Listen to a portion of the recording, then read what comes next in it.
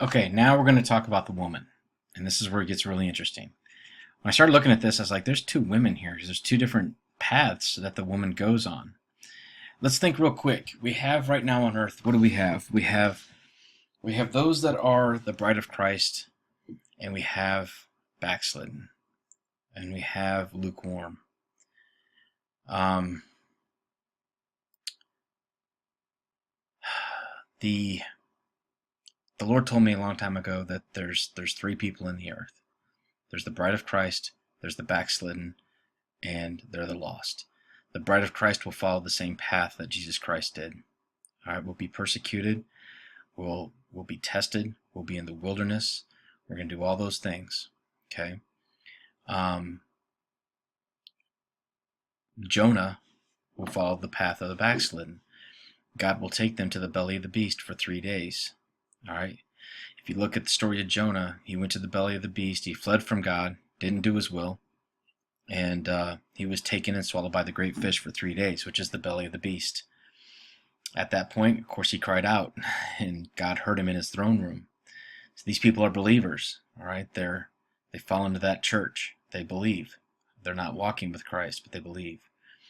And then you have the lost who know not God, and that is referenced by Paul.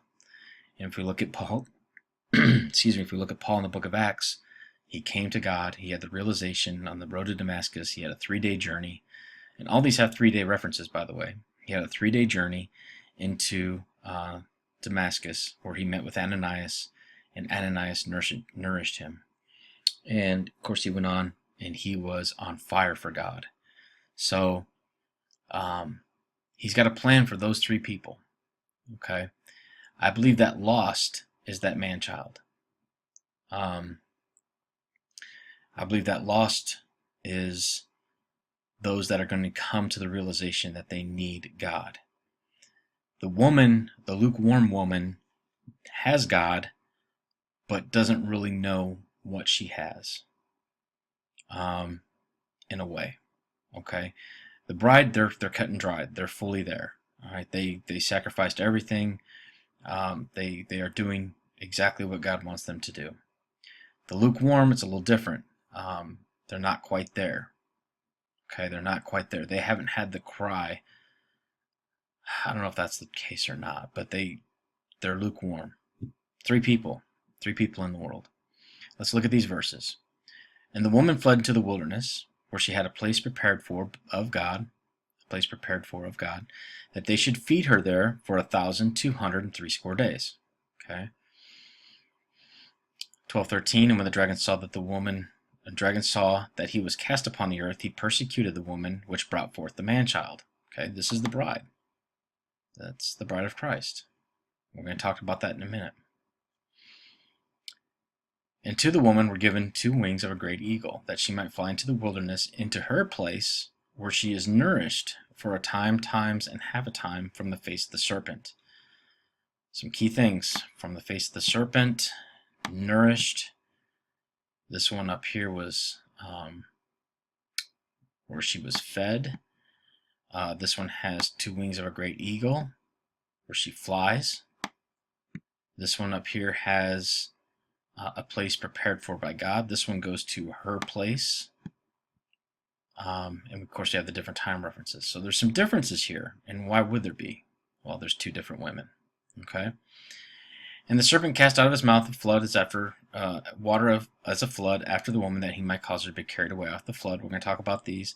And the earth helped the woman, and the earth opened her mouth and swallowed up the flood. And the dragon was wroth with the woman, went to make war with the remnant of her seed, which kept the commandments of God and the testimony of Jesus Christ. Okay, now let's look at these a little bit more closely. First off, we have a time difference. In verse 12:6, and mostly we're going to focus on these 2 verses right here, 12:6 and 12:14. 12:6 says, and we're just going to look at this real quick, 1,260 days, which is 1,260 days. And this woman has time, times, and half a time from the face of the serpent, which is 900 days. The difference between the 2 days is 1 year. One woman is gone 1260. We calculate this time, and you can get into the calculations. Not going to really get into it. I didn't see much there anyway. But it does. This one was kind of weird. It does come back to March 2021. And there is a return of Jesus Christ sign in the heavens on my YouTube underneath the Revelation signs, and that's 20 days after that date. Okay, and that's the reference for it right there, the return of Christ. It's a neat video in the heavens, very neat sign. In verse 14, she's gone from times, time, and half time. Daniel speaks of the beast rulership in the same context. Why would John, the author of Revelation, change his language in discussing the amount of time? This is equivalent to saying I'm going to college for 4 years and then turning around and saying to somebody else, I'm going to college for 2 years, 12 months, and 365 days. Why is it so different? The Greek word for time in this passage is ikai, meaning uncertain derivation. Also, other definitions is there, yonder, in that place. The Greek language, of course, is very precise, very specific. If John is talking about a definitive time in verse 6, which is down to the day, 1260, why is time so obscure in verse 14? It also refers to a place, as in there, right here. Okay, is the Strong's reference. Could it be another dimension? Could this be, and some people talk about the island, Padawan. Can this be Sinai, the mountain? A very interesting verse in Isaiah 66:4. I will choose their delusions and bring their fears upon them. If God can control what fears are upon men, He can control the amount of time people are in the tribulation. The same references, times, and times and a half, is found in Daniel 5:26 when writing on the wall occurs about God telling Babylon that it has been found weighed and wanting. Essentially, he is stating that the time of that kingdom is over. We know the beast will try to change the times and laws, and they will be given unto his hand for time, and time and a half. In this verse, time is used in two different phrases. Two different words for time are used. And that is Zeman, meaning actual time. For the times and laws in the word, the Greek word zeman simply means time. It says usually 1 year. 1 year. And the other word used is ikai, which goes back to place, yonder, there, tither. I like that word, tither. Anyway, and except those days should be shortened, there will be no flesh saved, but for the elect's sake, those days will be shortened. Matthew 24:22. When the heavens departed like a scroll and were rolled together, every mountain and island were moved out of their places. If space is going to roll up, time, as we know, is going to change. So I don't know what it means exactly, but it does seem to have some sort of reference as to coming out of time, coming out of the constraints of time. We know this goes down to the days, and this one goes down to place, tither, there. Underivated. I guess that's a word, I don't know. But anyway, there's no essentially locked in time for this verse here. Both women go into the wilderness. Okay. One fled, and one is given the wings of a great eagle that she might fly to the wilderness. One has a great eagle and one flees. The one that has the supernatural flight is taken away from the face of the serpent. All right.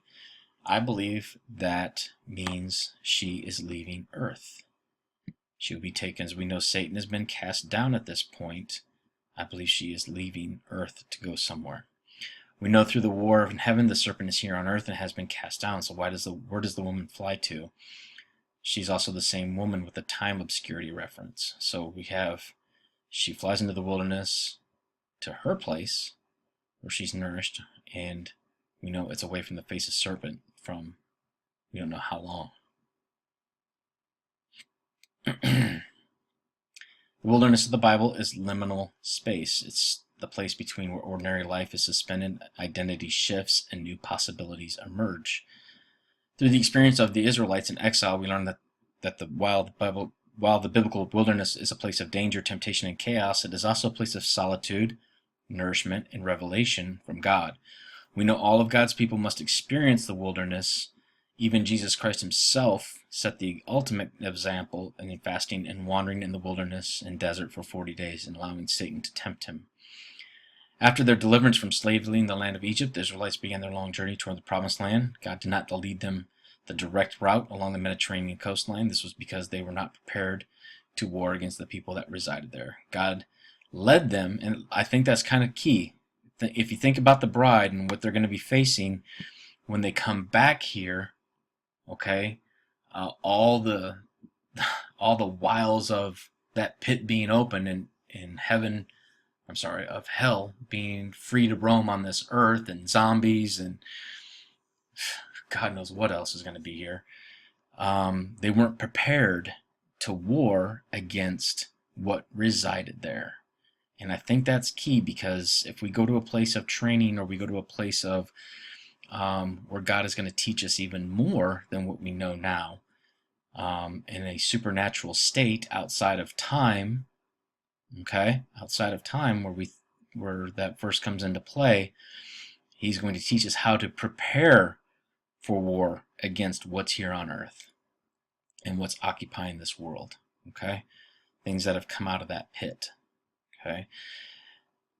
God led them southward and roundward way, and the Bible calls this the wilderness. Many people map. So we got two types of wilderness almost, it seems like. We have the wilderness of nourishment and revelation of God, solitude, maybe a place of rest, and we also have the experience of danger, temptation, chaos. Okay. Now, I did do a strong study, and both wildernesses were the same, so I'll just put that out there as well. Let's see. During this time, God manifests his glory, acts on many occasions. He parts the Red Sea, destroys the army of the Egyptians. He manifests himself in a cloud. So I think both wildernesses are going to see supernatural things of God. We see the woman has these supernatural wings of flight. When I think of this, I think of Isaiah 40:31. But they that wait upon the Lord shall renew their strength, and shall mount up on the wings as eagles, and they shall run and not be weary, and they shall walk and not faint. The place. And the woman fled into the wilderness, where she has a place prepared of God, that they should feed her there for 1,260 days. And to the woman that were given the wings of the eagle, that she might fly into the wilderness, into her place, where she is nourished for times and half a time. I'm just going to note that there's a difference here. The word study doesn't show me very much, and the difference in the context doesn't really say. We know one woman, verse 14, is not here on earth, and the serpent is now on earth. She took flight on the wings of a great eagle. The woman in verse 6 has a place prepared of God. It is my thought that this place is a place here on earth, a place of hiding or refuge, a place of ministry for the remnant, the child, to learn and grow. Substance. We know that they should feed her, and we know that this woman is nourished. The word nourish implies a little more than feeding. Its strong words for nourished is tepo, which comes from the word trope, which is to turn or a revolution. We see this in James 1:17-18. Every good gift and every perfect gift is from above, and cometh down from the Father of lights, with whom there is no variableness, neither shadow of turning.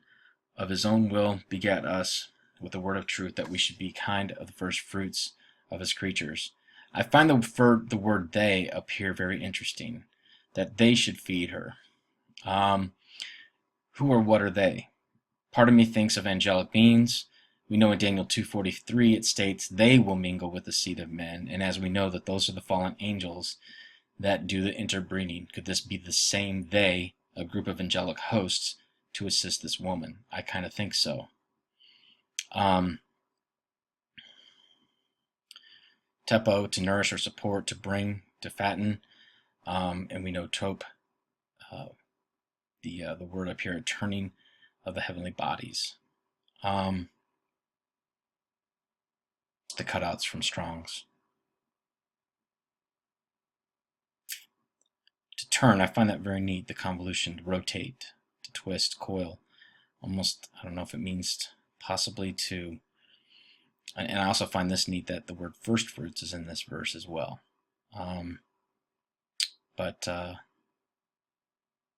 Should be a kind of first fruits of his creatures. Maybe it's a reference to key us in.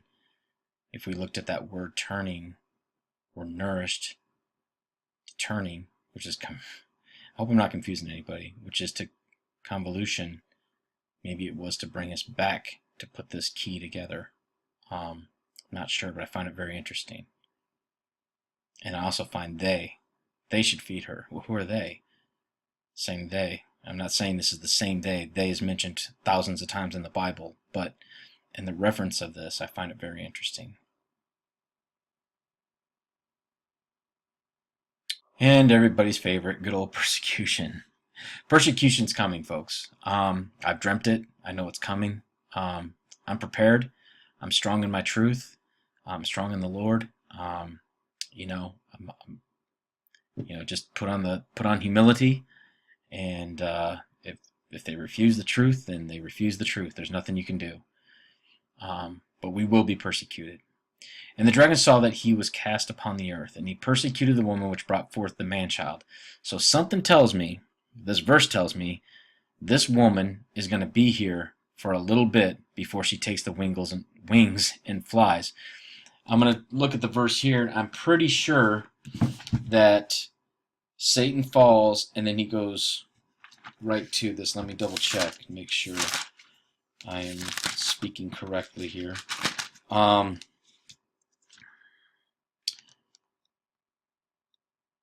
Let's see. Yes, so this is verse 13. Verse 14 says, then she, well, it doesn't say then, but the next in sequence is, and to the woman were given the two wings of a great eagle that she might fly into the wilderness. So he's going to persecute first, and then she flies away, as it reads, in order anyway. So there's going to be a short period of time before we are translated, before any of this happens, before we receive the light, before we receive Christ, before we fly away into the great wilderness where we will be persecuted. And it's going to be that transitional time where we will see, I think we'll receive blessings. I think God will show a difference between us and the Egyptians here. But, I think we'll get a certain amount of blessings. I think we'll get wisdom. I think we'll be increased in the Spirit. We'll get another anointing. We're going to get all these different things to help us with this man-child. But at the same time, we're going to be persecuted. And we're going to be chased. But we're going to be protected as well. God's not going to let anything happen to us. But we just have to have faith. And that's where we have to walk by faith. So this is a direct reference to the translated woman, and I don't believe she's translated yet. That's probably a bad word. I shouldn't have put that in there. The one in Jesus' righteousness. I just want you to know which woman it is. If you're a Christian, you're going to be persecuted. You'll have to walk by faith and not by our senses. We're going to see all kinds of things happening on the earth. We're going to see the arrows flying, which are the missiles. We're going to see, the enemy come upon us like a flood. We're going to see all these different things. But we have to trust in the Lord above all things. The bride is taken and given the wings of the great eagle, so we know this persecution will happen first. She'll have to endure for a short period of time. Satan is wroth with this woman. She has uncovered deep mysteries of the Bible, everything from fallen angel activity to deeper knowledge of God and Satan's plan. Uncovering these things will be passed on, and Satan hates this, and it will counter his plan for the mark and other diabolical schemes. I'm going to actually underline that. Use this little tool. Satan hates this because what we have been given in knowledge is essentially going to thwart his plan. So we need to get the message out of what this mark's going to do, and all these different things that's going to all the secrets that he has. We've exposed his kingdom essentially. So what we need to do is get this message out in all these diabolical schemes, and that's the handoff of the baton, essentially. I feel in my spirit that we, the first woman of the bride, will have to set up the next woman, obviously the backslidden, and also the man-child. When the earth shakes and the cataclysmic events unfold, we will have to teach the newfound believers what we have learned, as they will be eager to know what we know, because we will be calm. We will have Jesus in us. We won't be shaken. We won't be movable. And this persecution will unfold. Some will flee from us. Some will trust in their own devices. Others will beg for us as to what we know, and they will desire the same peace that we have. It's the utmost importance to pray for these people so that they will come to us and God will spare them. All right, that's important. Every person, I'm a police officer, so every person I encounter, no matter what their charges are, no matter what happens, I say a prayer for them. And I pray for the Lord to do his will in their lives. And I pray that they come to repentance, every single one. So I try to. So just keep that in mind. Every people, you should be encountering these people. You should be praying for these people. God will answer these prayers on the day of the Lord. Trust me. And after we have completed this task and passing the baton, we'll be given the wings of the great eagle to go to our place, to eventually come back and continue after our rest away from the face of the serpent. I'll leave those up there for you so you can look real quick. The flood and the remnant. And the serpent cast out of his mouth water as a flood after the woman, that he might cause her to be carried away of the flood. And the earth helped the woman, and swallowed up the flood which the dragon cast out of his mouth. And the dragon was wroth with the woman to make war against the remnant of her seed, which kept the commandments of God and the testimony of Jesus Christ. Notice he can't come after us. He's mad at us, but he can't come after us. And he goes to the remnant of her seed. I think this flood has two meanings. I think it's a literal flood, and I think it's going to be a flood of people, an enemy. Consider the refugees that are moving into Europe at an alarming rate. They are a flood of people. They will come to America, and the Bible shows us this. Jesus tells us in Matthew 24, it'll be like the days of Noah before the great flood, when the earth perished through the flood water. As a judgment, we will now see a new type of flood.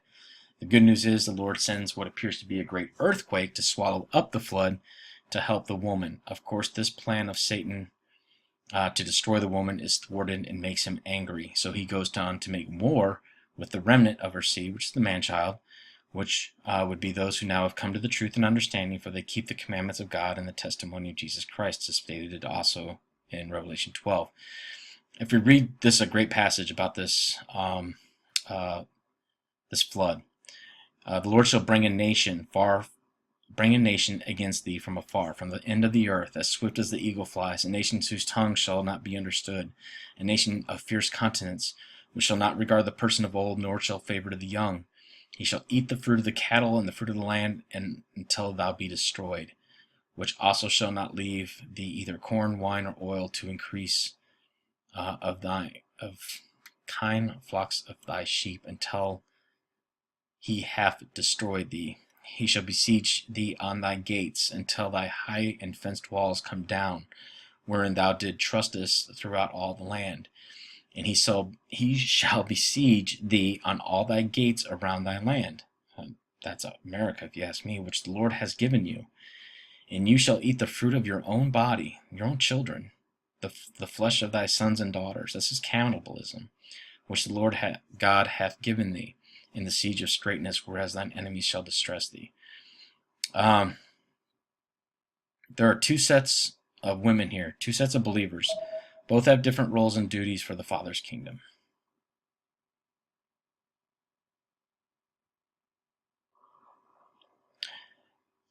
A group of the Sovereign Father's earthly children who are rescued and protected from an attempt of Satan's religious and governmental system to destroy them. I believe this is the Church of Philadelphia of Revelation 3. A collective group of God's children whom he allows to be persecuted by Satan and his religious government system. I believe this is the Church of Smyrna, Revelation 2. Now, I believe this lukewarm church that's on the earth now will either... there was an interesting message that a lady had one time that I read.